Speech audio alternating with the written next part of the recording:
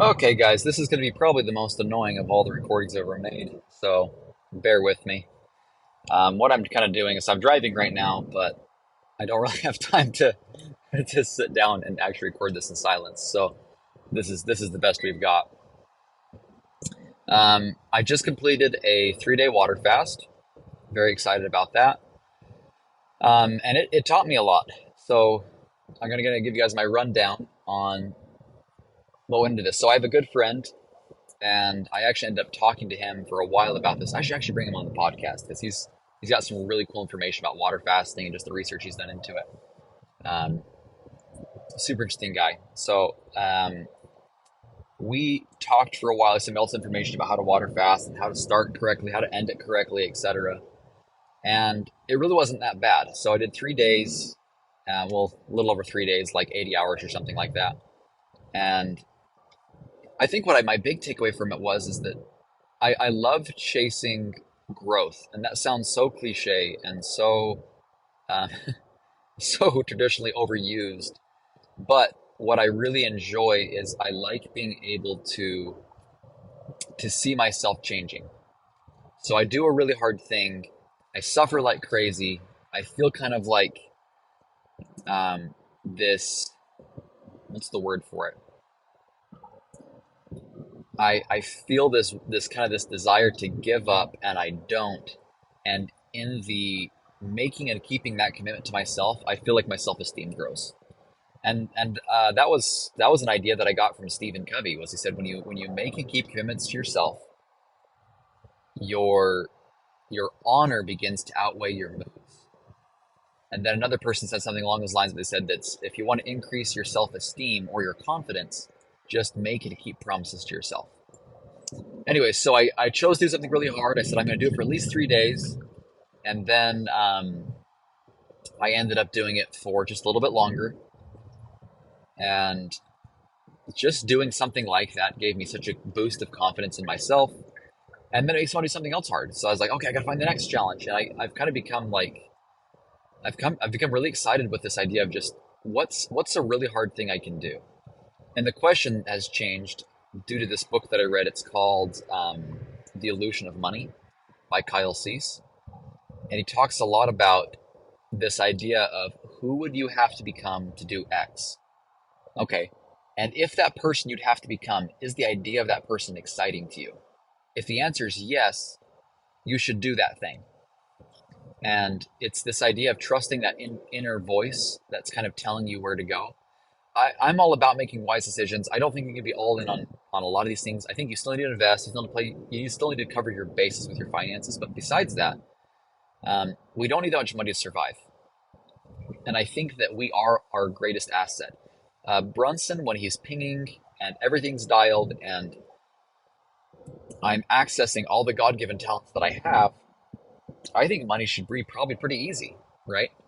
I've had plenty of days. I had a day. I remember once I was a 17-year-old boy. I made $1,000 in a day washing windows, which is just crazy, right? Or 16 maybe, or 17. I can't remember which one. And that taught me a lot. It said Brunson, for who Brunson is, can make a lot of money. And how I did it was really simple. I went out to Yellowstone and I knocked on cabin doors and found people who were home and said, "Hey, I want to wash your windows." And number one, no one ever knocked on their door before, so they were always kind of a little bit confused. And I would just say, "Hey, listen, like I know you don't have a window cleaner here in Island Park or West Yellowstone. I'm the window cleaner out here, and I do great work and yada yada yada." I kind of sold them on my process, and a lot of them told me no. Most of them told me no, and a handful said yes. And I realized something. I said, well, if I'm going to drive out 2 hours away from my home, I might as well make really good money. And I don't know why I thought this. I'm just going to triple my prices. And I did. I tripled my prices, and people didn't bat an eye at it. Not even a little bit. Because for them, it was worth it. They don't have any window cleaners out there.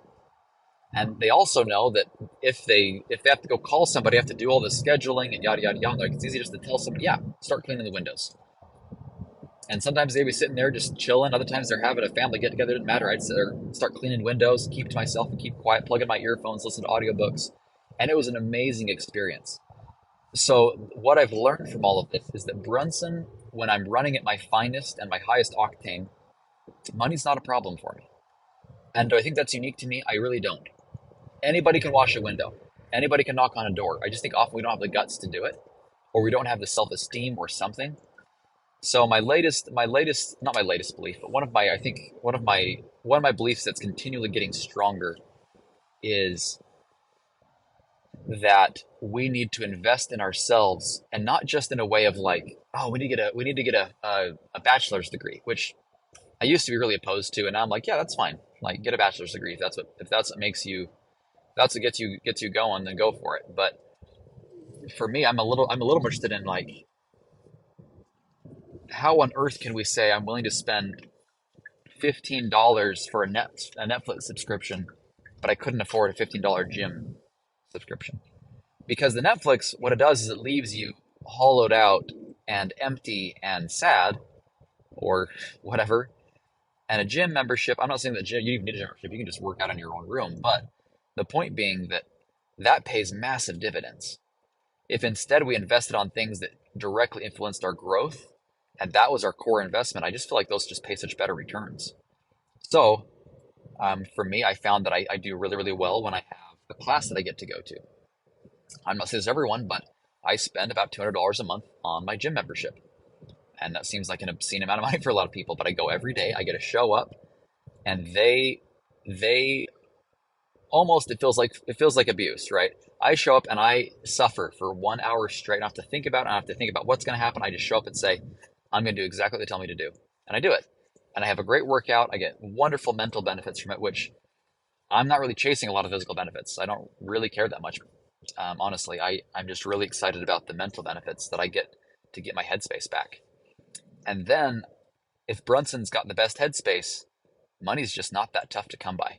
So, anyways, all that to say, I think investing in yourself is just a wonderful idea, and just chasing things for the sake of the fact that they're hard. We can't get away from hard things in life. The harder we try to avoid these tough situations, the more painful they hurt when they do find us. You just can't avoid them. So it seems like the easiest thing to do is, rather than running from the storm, is turn and face it and run right into it.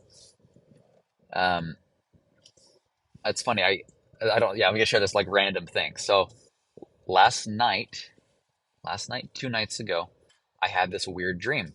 And in this dream, I was being chased by a cloud, and it was like this cloud of like something. I don't know exactly what it was. Like I just had this feeling it was bad. It was like a rain cloud or something, and it was coming down on me, and I was like running from it, and it was like hitting me with this little droplets of water.